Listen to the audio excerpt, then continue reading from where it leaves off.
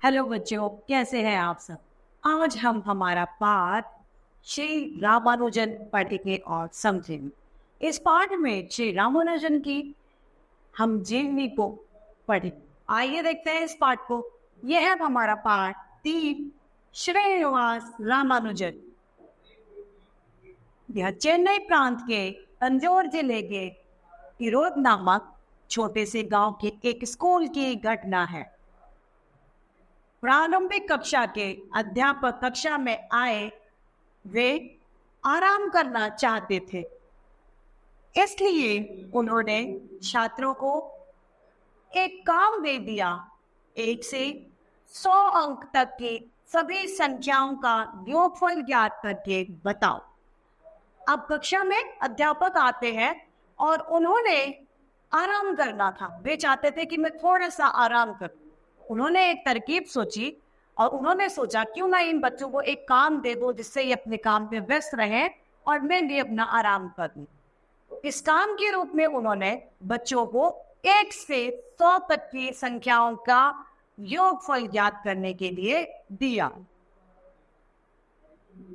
10 minute भी नहीं हुए थे कि एक 7 वर्ष के छात्र ने आकर गुरुजी के आराम में खलल डाल दिया, मतलब उनको डिस्टर्ब कर दिया। उसने योगफल तो ज्ञात किया था, किंतु साधारण तरीके से नहीं, बल्कि एक गणितीय सूत्र का प्रयोग करके। इसका ज्ञान कॉलेज स्तर के विद्यार्थी ही रख सकता है। उन्होंने उसका काम तो किया, लेकिन वह जो योगफल था वो एक गणितीय सूत्र के माध्यम से उन्होंने निकाला। उसका जो ज्ञान है वह एक बड़े विद्यार्थी, जो कॉलेज के विद्यार्थी होते हैं, उनको ही हो सकता था। उस छात्र का नाम था श्रीनिवास रामानुजन अयंगर। बालक रामानुजन की प्रतिभा से अध्यापक महोदय आश्चर्यचकित रह गए। शिक्षक जो थे, आचार्य थे, वह हैरान रह गए कि इसने इस सूत्र के माध्यम से कैसे इसका हल निकाल लिया। इसे इस सूत्र का ज्ञान किस पुस्तक ने पढ़ने से हुआ होगा, ऐसा मानने का कोई प्रश्न ही नहीं उठता था। दरअसल उसकी प्रतिभा विलक्षण थी। उसमें जो प्रतिभा थी उस बच्चे में, वह अद्भुत थी। बचपन से ही गणित में उसकी रुचि थी। तो श्रीमान रामानुजन अयंगर थे, उनकी रुचि बचपन से ही गणित विषय में कुछ ज्यादा ही थी। वह गणित को अपने पाठ्य पुस्तकों को शीघ्र ही समाप्त कर लेता था। उसमें जो गणित की पुस्तक उसकी कक्षा में थी, वह अपनी गणित की पुस्तक को सबसे पहले वही समाप्त करता था।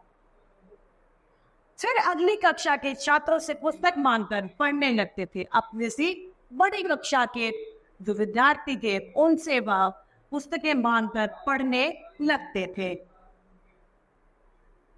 ऐसा ही एक बार कोई उच्च गणित की पुस्तक उनके हाथ में लग गई, जिसे पढ़ते समय उसने कई से नए सूत्र खोज निकाले। उन्होंने अब जो एक किताब उनके हाथ में लग गई, उसके द्वारा उन्होंने कई नए सूत्रों का निर्माण कर डाला।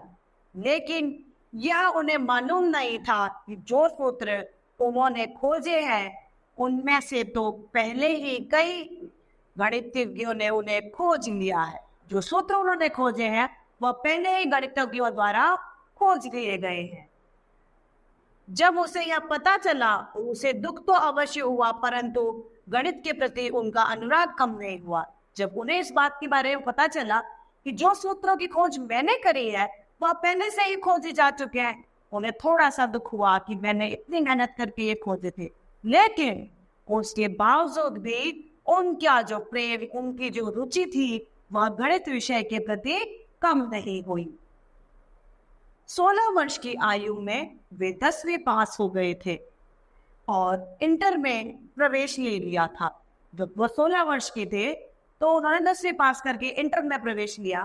क्योंकि वह हमेशा गणित की समस्या में ही डूबा रहता था, अन्य विषयों पर ध्यान न देता, इंटर की परीक्षा में फेल हो गए। सिर्फ गणित को ही पढ़ने से पास नहीं हुआ जा सकता। अन्य विषय जितने भी हैं, हिंदी, अंग्रेजी, विज्ञान, इन्हें भी पढ़ना था, वो उन्हें नहीं पढ़ते थे और फलस्वरूप वे फेल हो गए। दोबारा परीक्षा दी, फिर भी उत्तीर्ण न हो गए। अब घर पर ये रहकर गणित की मौलिक शोध करते। इसी बीच रामानुजन जी का विवाह हो गया। अब तो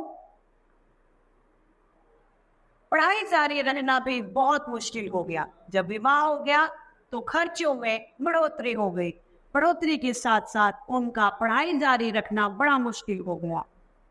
घर चलाने के लिए वह नौकरी तलाशने लगे, एक नौकरी ढूंढने लगे ताकि उनका घर आराम से चल सके। चेन्नई पोर्ट ट्रस्ट के में कार्यालय में 30 रुपए मासिक की नौकरी मिल गई। अब उन्हें 30 रुपए महीने तनख्वाह पर एक नौकरी मिल गई, जो चेन्नई पोर्ट ट्रस्ट में एक ऑफिस में, एक दफ्तर में थी। तरक्की करते हुए भी रामानुजन अक्सर गणित की समस्याओं में उलझा रहते थे। वह नौकरी के साथ साथ अपने गणित की समस्याएं जो थी उनमें भी वे सदा उलझे रहते थे। एक दिन साहब ने उनकी दराज टटोली। टेबल के नीचे जो एक छोटा सा खाना बनाते हैं लकड़ी का, जिसमें हम कुछ सामान रखते हैं, उसे दराज कहते हैं। उसे मतलब टटोला, मतलब देखा। दराज में कुछ ऐसे कागज मिले जिसका कार्यालय से कोई लेना देना नहीं था। दराज में जो कागज मिले थे वे गणित के कुछ सवालों के जवाब और इस तरीके से थे, जिनका कार्यालय से कोई भी किसी भी तरीके का लेना देना नहीं था। उन कागजों पर गणित के नुस्खे लिखे थे। उनके साहब को क्रोध नहीं आया, बल्कि उन्हें ऐसे प्रतिभाशाली युवक पर दया आई। जब उनके साहब ने उस तरीके की क्रिया देखी तो उन्हें गुस्सा नहीं आया और उसने उस पर दया आई कि ये बच्चा गणित पढ़ना चाहता है और एक मजबूरी में इस नौकरी को यह कर रहा है। उन्होंने स्वयं को धिक्कारा, क्या यह युवक क्लर्की की ही कुर्सी पर बैठने के लायक है? और उन्होंने अपने मन में इस सवाल को जागृत किया, क्या ये इतना अच्छा बच्चा सिर्फ एक लड़की की कुर्सी पर बैठने के लायक है? उन्होंने रामानुजन के उन कागजों को इंग्लैंड के महान गणितज्ञ प्रोफेसर G.H. हार्डी के पास भेज दिया। प्रोफेसर हार्डी ने उन कागजों को ध्यानपूर्वक पढ़ा और इस निष्कर्ष पर पहुंचे कि रामानुजन जैसी प्रतिभा को अंधेरे से निकालना ही चाहिए। अब उन्होंने क्लर्क जो थे उनके ऊपर जो एक ऑफिसर थे, उनके अफसर थे, उन्होंने उन कागजों को जो दराज में से मिले थे, उन्होंने उसे इंग्लैंड के जो प्रोफेसर हार्डी थे उन्हें भेज दिया। और हार्डी जी ने उन कागजों को देखकर यह निश्चित कर दिया कि ऐसी महान प्रतिभा को उभरना ही चाहिए। उन्होंने रामानुजन को इंग्लैंड बुला लिया और बड़े बड़े गणितज्ञों से रामानुजन जी का परिचय करवाया। उन्होंने बड़े गणितज्ञों से रामानुजन जी को मिलवाया। जब रामानुजन के शोध पत्र पत्रिकाओं में छपे तो पश्चाताप जगत विस्मित हो उठा। प्रोफेसर हार्डी ने महसूस किया कि रामानुजन का गणित के क्षेत्रों में पूर्ण अधिकार है, लेकिन कुछ चीजों की उन्हें कम जानकारी है। अब हार्डी जी ने ऐसा महसूस किया कि वो महान गणितज्ञ है, वो गणित के लिए सर्वोपरि है, लेकिन उसके बावजूद भी उनमें कुछ अभी कमी है।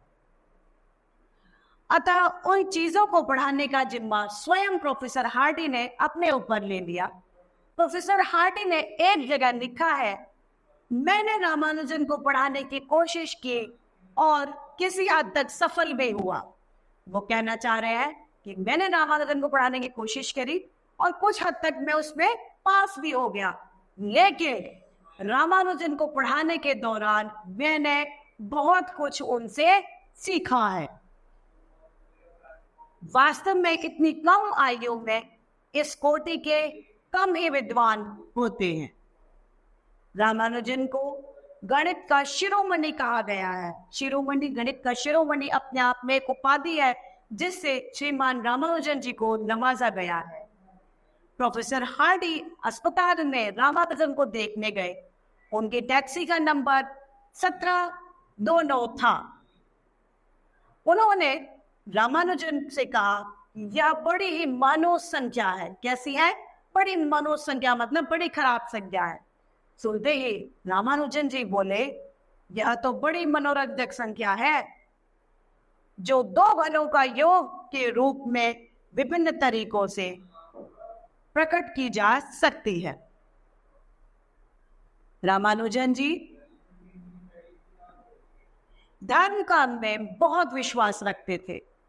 इंग्लैंड की कड़ी सर्दियों में भी कपड़े उतारकर भोजन बनाते और नियमित स्नान करते थे। वे बहुत ज्यादा पूजा पाठ वाले, धर्म कर्म को मानने वाले व्यक्ति थे। वे प्रतिदिन स्नान करते थे और फलस्वरूप वे अस्वस्थ रहने लगे, मतलब वे बीमार रहने लगे। इसी बीच उन्हें रॉयल सोसाइटी ने अपना सदस्य बना लिया। संपूर्ण एशिया में यह सम्मान पाने वाले वे पहले व्यक्ति थे। पूरे एशिया में जो यह सम्मान मिला था, जो रॉयल सोसाइटी ने उन्हें एक सदस्य बना लिया, वे ऐसे भारत के पहले, एशिया के पहले व्यक्ति थे।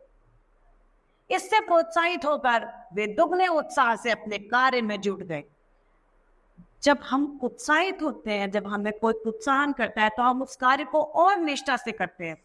उसी तरह रामानुजन जी को भी जब यह पुरस्कार मिल गया, तो वे भी अपने कार्य को दुगने उत्साह में जुट गए। आखिर रोगी शरीर कब तक साथ देता, क्योंकि वे बीमार थे। वे स्वदेश लौट आए, मतलब वे भारत, अपने देश लौट आए, और आखिर में 26 अप्रैल 1920 को मात्र 33 वर्ष की आयु में ही उनकी अकाल मृत्यु हो गई। तो इस तरीके से हमारा पाठ श्रीमान रामानुजन अय्यर समाप्त होता है। हमने इस पाठ में इनकी जीवनी को पढ़ा और समझा। मुझे आशा है आप सभी को ये पाठ भली भांति समझ में आया होगा। आज के लिए इतना ही, फिर मिलते हैं। धन्यवाद।